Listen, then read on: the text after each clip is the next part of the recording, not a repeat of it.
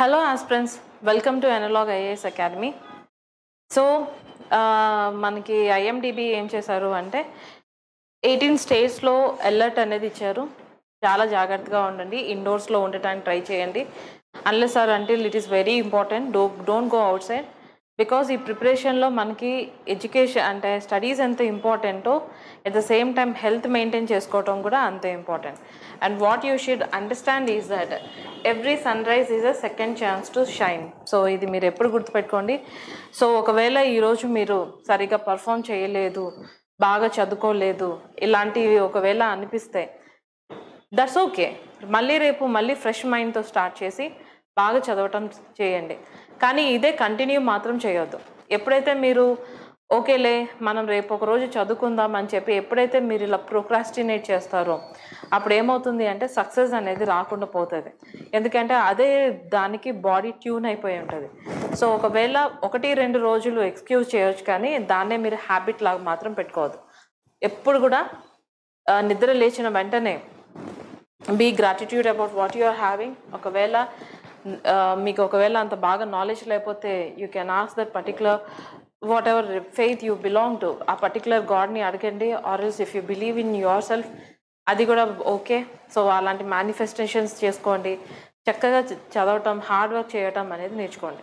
Is it okay? So ఈరోజు మనం చాలా ఇంపార్టెంట్ ఆర్టికల్స్ నేర్చుకోబోతున్నాం. ముఖ్యంగా జెన్జీ రెవల్యూషన్ గురించి మనం చెప్పబోతున్నాం. ఓకే, సో నేపాల్లో రైట్ నౌ మన ఇండియా నేబర్హుడ్లో మనం చూసుకుంటే so there is something wrong in our neighbourhood అనిపిస్తుంది.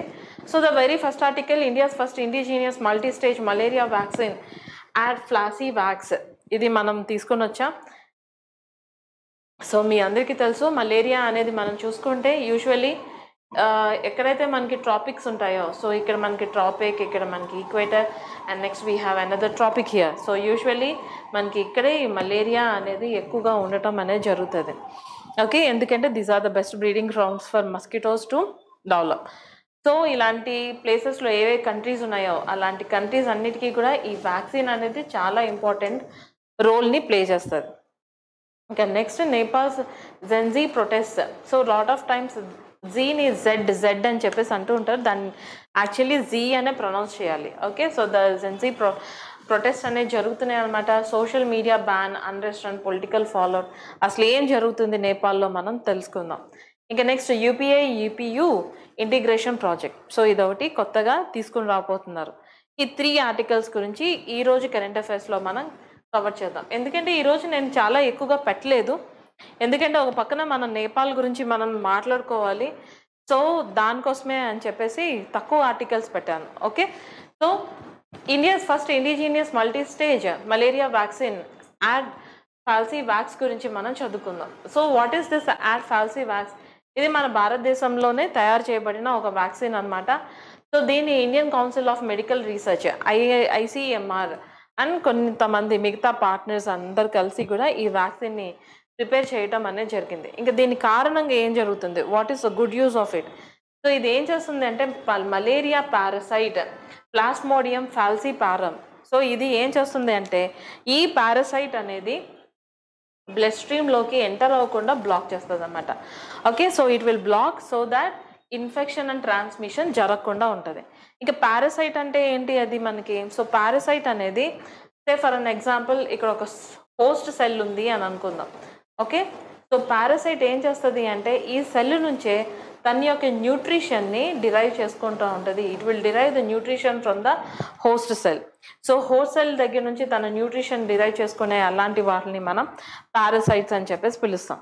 సో ఈ మలేరియా పారసైట్ ఏదైతే ఉందో ప్లాస్మోడియం ఫాల్సిపారమ్, ఇది మన బ్లడ్ స్ట్రీమ్లోకి కలవకుండా బ్లాక్ చేయటం అనేది చాలా ఇంపార్టెంట్.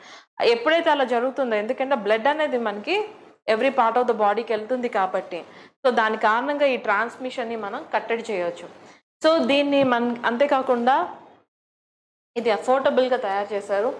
నెక్స్ట్ ఇది it should be stable at the rooms temperature. ఎందుకంటే every one cannot actually keep those medicines in the fridge కదా, అందరికీ అంత సదుపాయం అనేది దొరకదు కాబట్టి మోస్ట్లీ రూమ్ టెంపరేచర్ని తట్టుకునేలాగే సో ఈ వ్యాక్సిన్ తీసుకుని వచ్చారు అనమాట. So for 9 months. సో మనకి 9 months కంటే ఎక్కువగా రూమ్ టెంపరేచర్లో ఇది నిలకడగా ఉండగలదు. And scalable for mass production. So ఇది ఎక్కువగా మాస్ ప్రొడక్షన్ కూడా చేయొచ్చు. నెక్స్ట్ ఇది మనకి దీని డెవలప్మెంట్ అండ్ టెక్నాలజీ ట్రాన్స్ఫర్ మనం చూసుకుంటే లాక్టోకోకస్ లాక్టేజ్ అని ఒక బ్యాక్టీరియా ఉంది. సో ఇది మనకి దాని యొక్క ప్రొడక్షన్ ప్లాట్ఫామ్ అనమాట. So remember this thing. So it developed using, so దీన్ని దేని బేస్ చేసుకుని యూజ్ చేశారు, ఒక బ్యాక్టీరియాని యూజ్ చేసుకుని డెవలప్ చేశారు. దాన్నే మనం లాక్టోకోకస్ లాక్టీస్ అని చెప్పేసి మనం పిలుస్తాం. ఇంకా ప్రీ క్లినికల్ వాలిడేషన్ దీన్ని ఎప్పుడు చేస్తారు అంటే national institute of malaria research NIMR New Delhi, ఇంకా నేషనల్ ఇన్స్టిట్యూట్ ఆఫ్ ఇమ్యూనాలజీ ఇది మనకి న్యూఢిల్లీ. సో ఇక్కడ మనకి ఏం చేస్తుంది అంటే ఈ వాలిడేషన్ అనేది ఒక వ్యాక్సిన్ తీసుకుని రావటమే కాకుండా అది మాస్ ప్రొడక్షన్కి మాస్కి అవైలబుల్గా ఉందా లేదా ఇలాంటి అంతా పోస్ట్ చెక్స్ చేయడానికి మనకి ఏమైంది అంటే ఈ పర్టికులర్ ఇన్స్టిట్యూట్స్ అనేది ఇన్వాల్వ్ అయ్యాయి అనమాట. సో నెక్స్ట్ ICMR మనకి ఏం చేసింది అంటే ఫార్మాస్యూటికల్ కంపెనీస్ని ట్రాన్స్ఫర్ ఆఫ్ టెక్నాలజీ, దాన్నే మనం TOT అని చెప్పేసి అంటాం. సో దీన్ని లార్జ్ స్కేల్ మ్యానుఫ్యాక్చరింగ్లోకి ఇది యూజ్ చేసి ప్రతి ఒక్కరికి అందుబాటులోకి ఉండేలాగా డిజైన్ చేశారు. ఇంక ఈ వ్యాక్సిన్ బెనిఫిట్స్ కనుక మనం చూసుకుంటే మల్టీ స్టేజ్ డిజైన్స్. సో దీంట్లో మనకి ఏముంటాయంటే మల్టీ స్టేజ్ డిజైన్ అంటే ఇది ఏం చేస్తుంది, ఇది మనకి targets parasite different life cycles. పారాసైట్కి మనకి సో మనకి ఎలాగైతే హ్యూమన్ బాడీలో మనకి ఎలాగైతే డిఫరెంట్ సైకిల్స్ ఉంటాయో అలాగే పారాసైట్స్కి ఆ మాటకు వస్తే ఏదైనా స్పీషీస్కి అన్ని స్పీషీస్కి దానికంటూ ఒక లైఫ్ సైకిల్ అనేది ఉంటుంది. సో ఆ డిఫరెంట్ లైఫ్ సైకిల్ ఫేజెస్ని హయ్యర్ ఎఫికసీ తోటి ఇది డీల్ చేస్తుంది. సో మనకి ఏంటి at very young age, so మనకి ఇలాగా ఈ లావే స్టేజ్ నుంచి మనకి దీని ప్రొడక్షన్ వరకు ఇది ఏం చేస్తుందంటే అన్ని లెవెల్స్లో దీని కట్టడిని ఆపేయచ్చు అనమాట. ఇంకా ఇది మనకి 9 months ఇది రూమ్ టెంపరేచర్లో ఉంటుందని చెప్పాం కదా. సో దాని కారణంగా కోల్డ్ చైన్ స్టోరేజ్లో మనం ఎక్కువ డిపెండెన్సీ పెట్టుకోవాల్సిన అవసరం అనేది లేదు. ఇంకా ఇది మనకి ఏమైంది అంటే రిమోట్ అండ్ ట్రైబల్ ఏరియాస్కి కూడా ఇది సూటబుల్ అవుతుంది. సో రిమోట్ అండ్ ట్రైబల్ ఏరియాస్లో మనం కనుక చూసుకుంటే వాళ్ళకి అక్కడ చాలా గ్రీనరీ అనేది ఉంటుంది. ఇంకా అంతేకాకుండా ఎక్కడైతే వాటర్ లాగ్ అనేది అవుతుందో నీళ్ళు అనేవి ఎక్కడైతే ఉంటాయో అక్కడ మనకి clog drains which are untouched ఇలాంటి ప్లేసెస్ అన్నీ కూడా they are the very best breeding grounds for the mosquitoes అనమాట. సో అందుకే మనకి ఏమవుతుంది అండ్ మోర్ ఓవర్ మీరు కనుక విలేజెస్ చూసుకుంటే రిమోట్ ఏరియాస్ కనుక చూసుకుంటే అక్కడ కూడా మనకి ఇవి చాలా ఎక్కువగా ఉంటాయి. వీటన్నిటిని కూడా ఇవి కంట్రోల్ చేయొచ్చు. ఇంకా this is we already understood whether it is affordable or scalable అని చెప్పేసి. ఇంకా మలేరియా బర్డెన్ మన భారతదేశంలో మనం చూసుకుంటే మన భారతదేశం నుంచే India accounts for 1.4% of global malaria cases. మొత్తం గ్లోబల్ లెవెల్లో మనం చూసుకుంటే ప్రతి 100 మందిలో 1.4% మన భారతీయులే ఉన్నారు. అంటే మనం ఎంత స్ట్రాంగ్గా దీని కారణంగా ఇన్ఫెక్ట్ అవుతున్నామో చూడండి. ఇంకా 0.9% గ్లోబల్ మలేరియా డెత్స్ అంటే సుమారుగా ఒకళ్ళు మలేరియా కారణంగా ఈ రోజుల్లో చనిపోవటం అనేది చాలా పెద్ద ఇష్యూ అది. ఓకే, సో ఇంకా 66% of malaria cases in the South East Asia. మనం India comes under the South Asia. What you have to understand is that we're not part of South East Asia, we're part of South Asia only. ఇంకా మనకి ఏంటి south east ఏషియాలో మనకి ఇది 66% చనిపోవటానికి గల కారణం అవుతుంది అనమాట. కేవలం మలేరియా కారణంగా చనిపోతున్నారు. ఇక 52% of deaths out side sub Saharan Africa. So ఆఫ్రికాలో కూడా మనకి 52%, అందులో ఎలాంటి ఆఫ్రికా సబ్ సహారన్ ఆఫ్రికాలో 52% పీపుల్ చనిపోతున్నారంట. ఇక 95% of the Indian population lives in the malaria endemic zones. So మన భారతదేశంలో ఆల్మోస్ట్ 95% అంటే వెరీ క్లోజ్ టు 100. సో మొత్తం భారతదేశంలో మన ఏంటి we are very prone to this malaria. ఈ దోమకాటుకి ఇంకా మలేరియానే కాదు మనకి డెంగ్యూ ఫీవర్, చికెన్ గునియా దీని కారణంగా మస్కిటోస్ కారణంగా చాలా ట్రాన్స్మిట్ అవుతూ ఉంటాయి. ఓకే, సో అలాగా మనకి ఏమైంది అంటే మన భారతదేశంలో 95% ప్రజలు ఈ మలేరియా బారికి పడే మస్కిటోస్కి దగ్గరగానే నివసిస్తున్నారు. ఇంకా హైయెస్ట్ ఇంపాక్ట్ మనం ఎక్కడ చూడొచ్చు అంటే ట్రైబల్ ఏరియాస్లో మనం చూడొచ్చు. హార్డ్ టు రీచ్ ఏరియాస్ అక్కడ మనకి 20% ఆఫ్ పాపులేషన్ స్లమ్స్లో అక్కడ వాళ్ళకి చాలా కంజెస్టెడ్ హౌస్ అనేవి ఉంటాయి, వాటర్ లాగ్ అనేది జరుగుతూ ఉంటుంది. ఇలాంటి అన్ని ప్లేసెస్లో డెఫినెట్లీ వీటికి బెస్ట్ బ్రీడింగ్ గ్రౌండ్స్గా ఉంటున్నాయి అన్నమాట. Okay, I hope that you have understood about this article. Now let us understand how questions will actually come in the examination. Consider the following statements about the Ad-Falcivax. It is India's first indigenous malaria vaccine developed by ICMR. It targets Plasmodium vivax, the most common malaria parasite in India. The vaccine is stable at room temperature for over 9 months. So, దీంట్లో మనకి ఏది statement correct మనకి?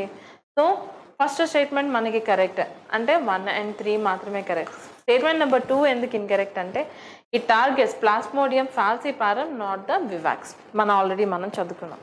Okay, so remember the vaccine name and remember this particular Plasmodium falciparum, the parasite name ni గుర్తుపెట్టుకోండి.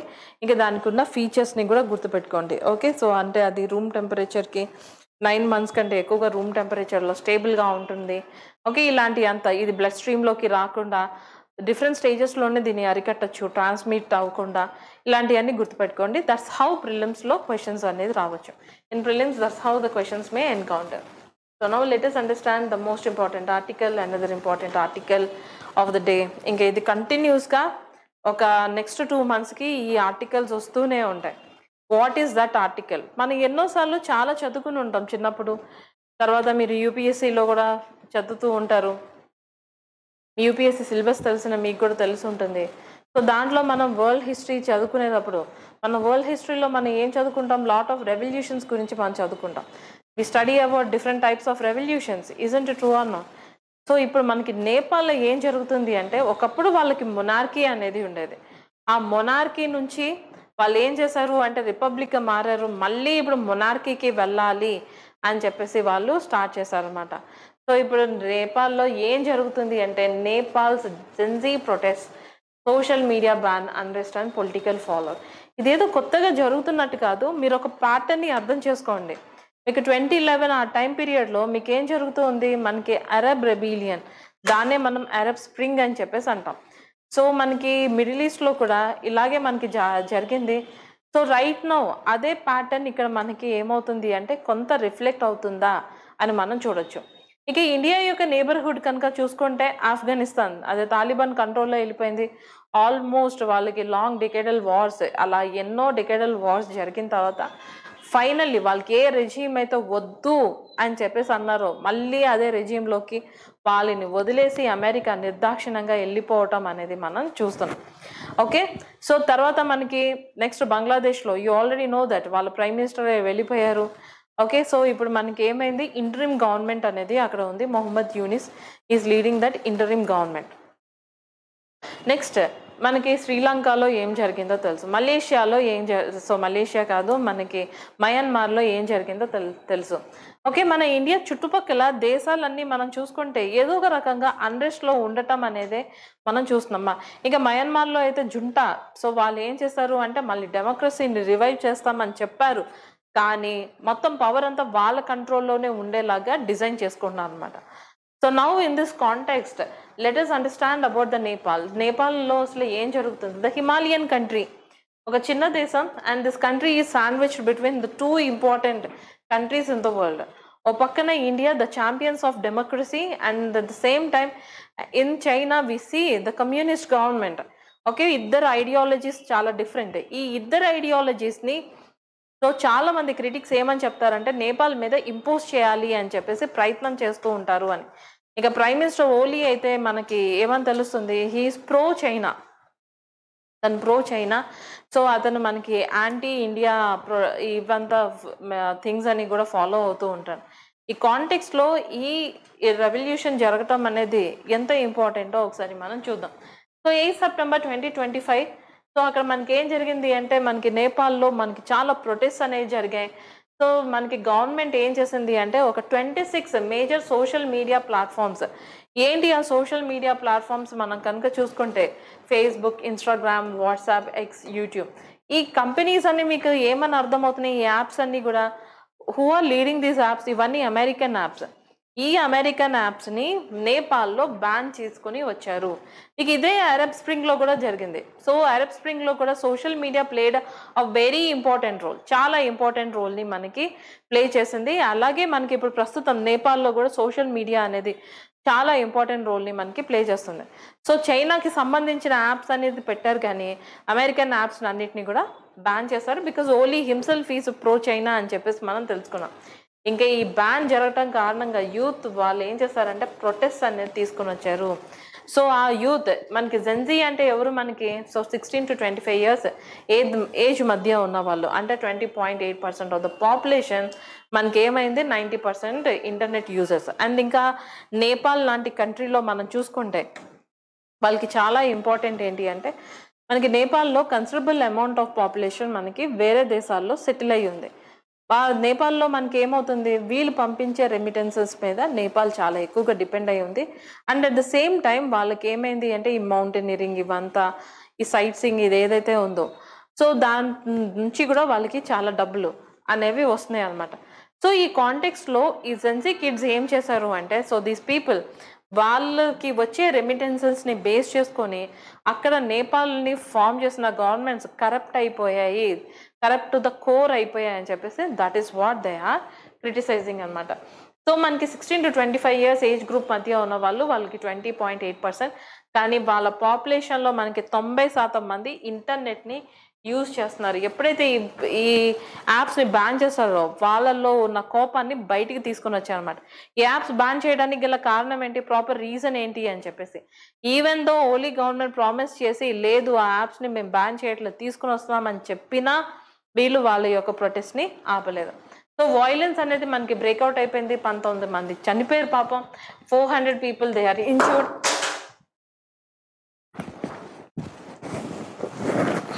Okay, I apologise guys. So 400 people they are injured. ఇంకా protesters ఏం చేశారంటే parliament, ఇంకా అంతేకాకుండా పొలిటీషియన్స్ హౌస్ని, ఇంకా ప్రైమ్ మినిస్టర్ కేపీ శర్మ ఓలీ అతను ఏం చేశాడంటే హీ హాజ్ రిజైన్డ్. ఎందుకంటే నేపాల్ ఆర్మీయే ప్రామిస్ చేసింది. నేపాల్ ఆర్మీ ఏమని చెప్పింది అంటే ఓలీ గారికి చెప్పింది, we cannot actually protect you, మిమ్మల్ని అందరినీ మేము ప్రొటెక్ట్ చేయలేము అని చెప్పడం కారణంగా మనకి ఏమైంది అంటే ఇక హీ హ్యాస్ టు రిజైన్. అంతేకాకుండా వాళ్ళ దేశం వదిలి దుబాయ్ వెళ్ళారు, హెల్త్ చెకప్ కోసం వెళ్ళాను అని చెప్పేసి తనకి చెప్తున్నారు అనమాట. But everyone knows what is the real reason behind why he left that area అని చెప్పి. ఇక రీజన్స్ బిహైండ్ ద యాంగర్ మనం చూసుకుంటే కరప్షన్ అండ్ నెపోటిజం. సో ఇక్కడ మనకి జెన్జీ కిడ్స్ ఏమని చెప్తున్నారంటే, మాకు గవర్నమెంట్ జాబ్స్ ఇవ్వకుండా మీరు హెవీలీ కరప్ట్ అయి ఉన్నారు. సో వాళ్ళకి ఏమైంది, వాళ్ళు విపరీతంగా కోపంతో ఉన్నారన్నమాట. ఎవరి పట్ల, పొలిటికల్ ఫ్యామిలీస్ వాళ్ళనే వీళ్ళు నెపో బేబీస్ అని చెప్పేసి పిలుస్తున్నారు. సో వీళ్ళ యొక్క పొలిటికల్ ఫ్యామిలీ కిడ్స్ కనుక మనం చూసుకుంటే వాళ్ళు వెళ్ళి చక్కగా వేరే దేశాల్లో చదువుకున్నారు, వీళ్ళకి బేసిక్ ఇన్ఫ్రాస్ట్రక్చర్ ఇవ్వట్లేదని వీళ్ళు విపరీతంగా కోపంగా ఉన్నారు. So political elites and their families వీళ్ళు ఏం చేశారంటే నెపో కిడ్స్ అని, నెపో బేబీస్ అని చెప్పేసి చెప్పారు. ఇంకా సోషల్ మీడియా బ్యాన్, ఇది యూత్ ఏం చేశారంటే ఇది యూత్ యొక్క ఫ్రీడమ్ అండ్ ఎక్స్ప్రెషన్ మీద చేసిన ఒక దాడి అని చెప్పేసి చెప్పారు. Okay, so tick talk was only platform left. ఈ టిక్ టాక్ని ఎందుకు వదిలేరు, ఎందుకంటే అది చైనీస్ యాప్ కాబట్టి. అదే ఒకవేళ అమెరికన్ యాప్ అయితే దాన్ని కూడా బ్యాన్ చేసేవాళ్ళు అనమాట. సో వాళ్ళు ఏమని చెప్తున్నారంటే మా ఫ్రీడమ్, మా ఎక్స్ప్రెషన్ని మీరు ఎలా కట్టేల్ చేస్తారు. మనకి అరబ్ స్ప్రింగ్లో కూడా సేమ్ ఫినామినా అనేది మనకి కనిపించింది. ఇంకా దీని వైడర్ యూజెస్ చూసుకుంటే అసలు ఇది ఓన్లీ యాప్స్ని బ్యాన్ చేయడం వల్ల వచ్చిన తిరుగుబాట అంటే కాదు. మరి దేనివల్ల, దాంట్లో అండర్నీత్గా ఒక ఇది జరుగుతుందన్నమాట. ఏంటి అది, మనకి unemployment, lack of opportunities, inequality, governments మీద వాళ్ళకున్న డిస్ట్రెస్. ఓకే, సో ఇవన్నీ కారణంగా వాళ్ళు ఏం చేశారంటే వాళ్ళు తిరుగుబాటు చేయడం అనేది స్టార్ట్ చేశారు. ఇక ప్రొటెస్ట్ అండ్ వైలెన్సెస్ మనం కనుక చూసుకుంటే ఈ ప్రొటెస్ట్ అనేవి మనకి ఇనిషియల్లీ పీస్ఫుల్గా స్టార్ట్ అయ్యాయి. తర్వాత మనకి ఏమైంది, సెక్యూరిటీ ఫోర్సెస్ వీళ్ళ మీద ఫైర్ అనేది చేశారు. ఎందుకంటే mass number of people has protested. వాళ్ళు వచ్చి పొలిటికల్ ఎలీట్స్ వాళ్ళ ఫ్యామిలీస్ ని అటాక్ చేయడం అనేది మనకి కనిపిస్తుంది. ఓకే, సో మనకి నేపాల్లో మనం చూసుకుంటే 2 పార్టీస్ మాత్రమే ప్రధానమైన రోల్. ఈదర్ ఒక పార్టీ రూల్లో ఉంటే ఇంకో పార్టీ అపోజిషన్లో ఉంటుంది, లేకపోతే ఇంకొక పార్టీ రూల్లో ఉంటే వేరే పార్టీ అపోజిషన్లో ఉంటుంది. సో ఏ పార్టీ ఆ 2 పార్టీస్ అనేది కమెంట్ సెషన్లో మెన్షన్ చేయండి. అలాగే ప్రైమ్ మినిస్టర్ ఓలీ మన ఏ పార్టీకి సంబంధించిన అతను అనేది కూడా మీరు కమెంట్ సెషన్లోనే మెన్షన్ చేయండి.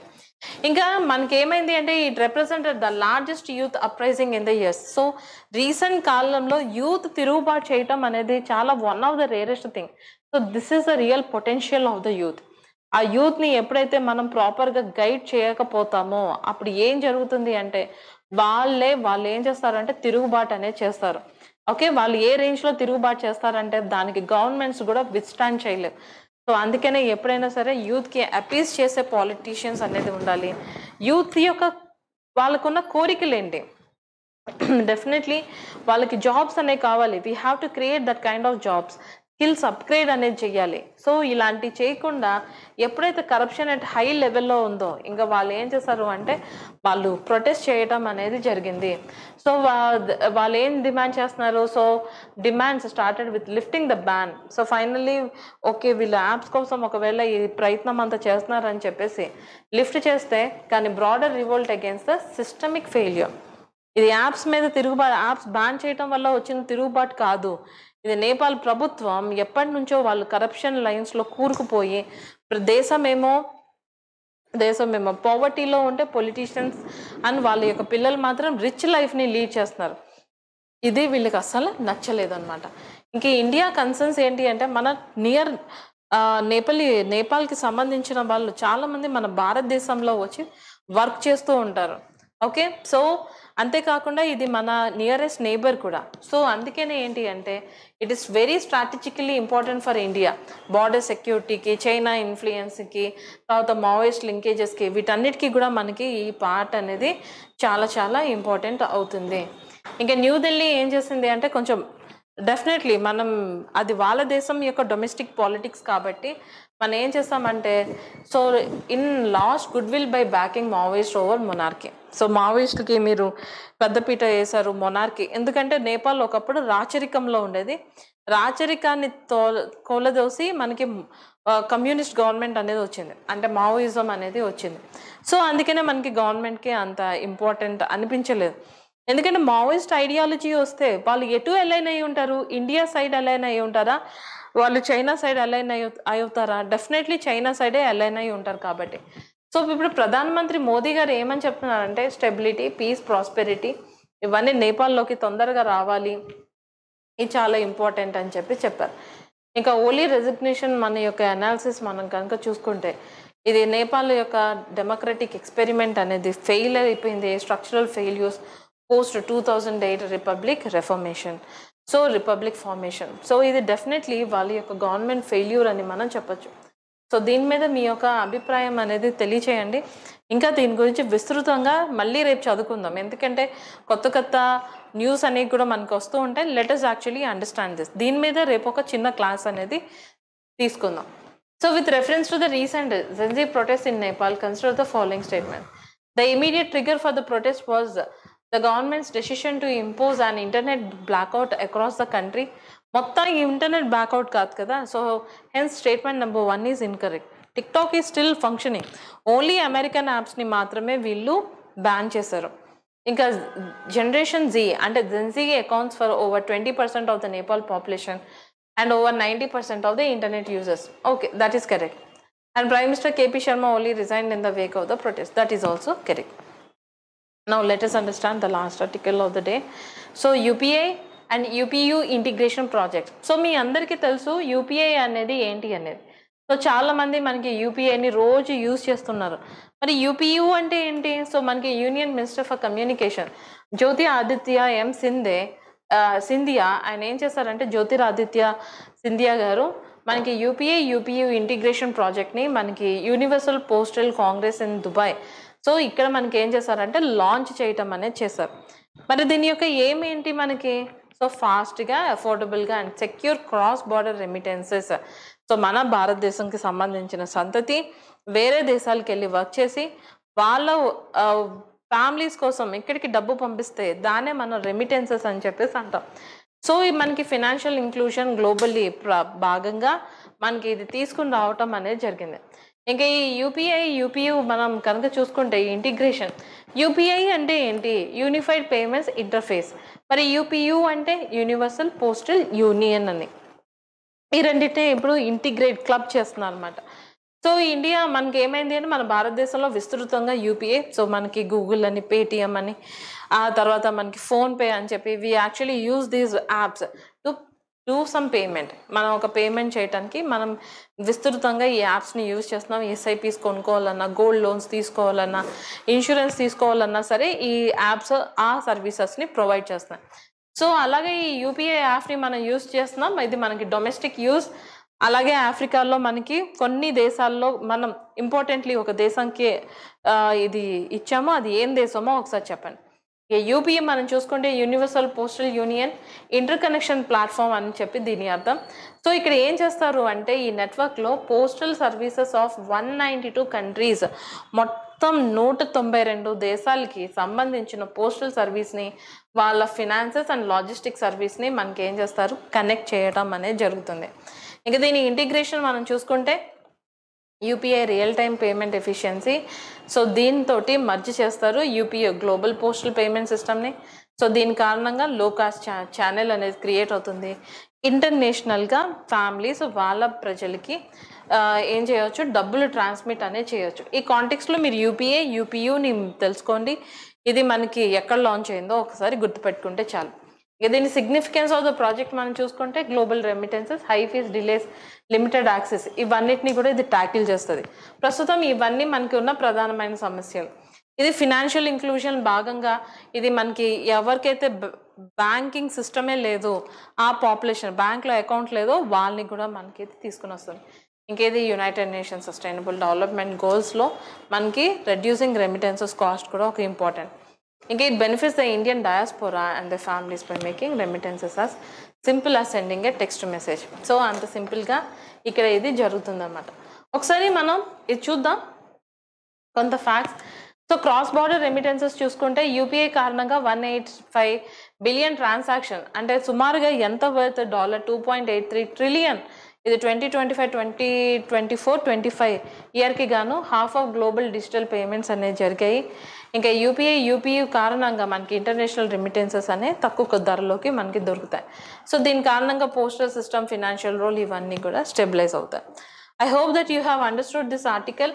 ఇంక ఈ ఆర్టికల్ మీద మనకి ఎలాంటి MCQ రావచ్చో చూద్దాం. With reference to the UPU integration project, consider the following statements. The project integrates India's UPI with the Universal Postal Union Interconnection Platform. It aims to make cross-border remittances cheaper, faster, and more inclusive. The initiative is limited to India's bilateral partners and excludes multilateral organizations. So, ఒకటి రెండు statements correct. Third statement ఎందుకు incorrect అంటే it is a multilateral project covering 192 UPU members. UPU members అంటే ఏంటి, వాళ్ళ postal services తోటి integrate చేయడం. I hope you have understood about today's current affairs. మళ్ళీ రేపు క్లాస్లో కలుసుకుందాం. Till then, take care and bye-bye.